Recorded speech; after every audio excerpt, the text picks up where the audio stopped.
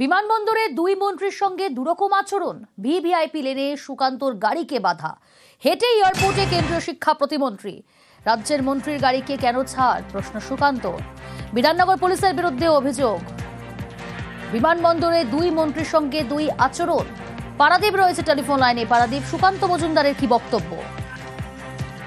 দেখো, প্রথমে তোমার যেটা বলতে চাইবো যে তুমি জানো আজ প্রধানমন্ত্রী নরেন্দ্র মোদী তিনি কলকাতা ছেড়ে ফিরছিলেন এবং সেই সময় প্রোটোকল অনুসারে রাজ্যের একজন মন্ত্রী, দমকল মন্ত্রী সুজিত বসু, তিনি বিদায় জানাতে আসেন। অন্যদিকে কেন্দ্রীয় প্রতিমন্ত্রী সুকান্ত মজুমদার তিনিও আসেন। কিন্তু সুকান্ত মজুমদার তিনি যেটা অভিযোগ করেছেন যে বিমানবন্দরের যে নির্দিষ্ট পরিসীমা, সেই সীমার ভেতরে তার গাড়ি অ্যালাউ করেনি এবং তার অভিযোগের তীর বিধাননগর কমিশনারেটের যিনি ডিসি রয়েছেন তার বিরুদ্ধে, পুলিশ আধিকারিকের বিরুদ্ধে। তিনি বলছেন যে রাজ্যের মন্ত্রী তার গাড়ি অ্যালাউ করা হচ্ছে বিমানবন্দরের ভেতরে, সেই গাড়ি ঢুকতে দেওয়া হচ্ছে, অথচ কেন্দ্রীয় প্রতিমন্ত্রী তার গাড়ি আটকে দেওয়া হচ্ছে।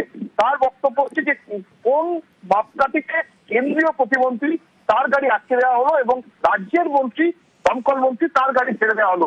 একই সঙ্গে সুব্রত মজুমদার এটাও বলছেন যে যদি রাজ্যের মুখ্যমন্ত্রী আসতেন তাহলে সেক্ষেত্রে ভাবা যেত, কনসিডার করা যেতে পারত।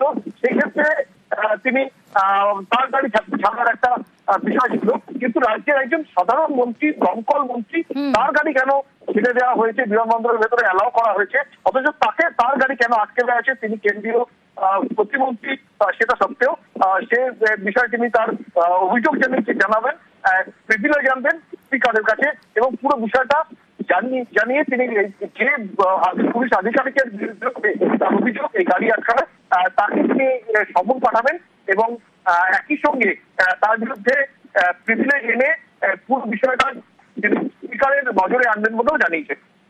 বেশ, এখানকার পুলিশ প্রশাসন যেভাবে কাজ করছে তা অগণতান্ত্রিক। আপনারা দেখেছেন সুজিত বাবুর গাড়ি কালকেও ঢুকেছিল এই প্রেমিসেসের মধ্যে। আজকে কেন্দ্রীয় এমওএ সহসত্ত্বেও আমার গাড়ি এখানে ঢুকতে দেওয়া হয়। তো আমি আমার অফিসকে বলে দিয়েছি, ডিসির নামে আমি একটা প্রিভিলেজের নোটিশ পাঠাচ্ছি স্পিকারকে। কোন এখতিয়ারে একজন কেন্দ্রীয় মন্ত্রীর গাড়ি উনি এখানে ঢুকতে দেবেন না, অথচ রাজ্যের মন্ত্রীর গাড়ি ঢুকবে?